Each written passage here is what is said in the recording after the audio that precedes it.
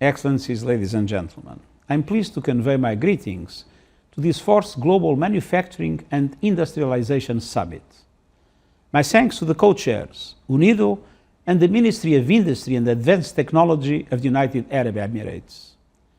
The COVID-19 pandemic has highlighted the importance of digitalization in increasing business resilience and competitiveness and safeguarding essential value chains. But it has also made clear that we must do more to strengthen global digital capacities and close the digital divide.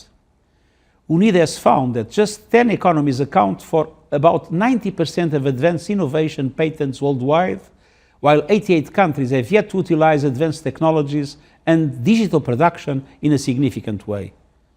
Women also continue to be marginalized, comprising just 30% of STEM researchers. Digital technologies can propel the circular economy and help address the climate crisis. But making the most of this potential, particularly to help the most vulnerable, requires strengthened partnerships for climate finance, more robust commitments to decarbonize, support for innovation ecosystems, and greater investments in digital infrastructure. Thank you for coming together to forge solutions to promote inclusive and sustainable industrialization as we accelerate progress on the 2030 Agenda and the Sustainable Development Goals.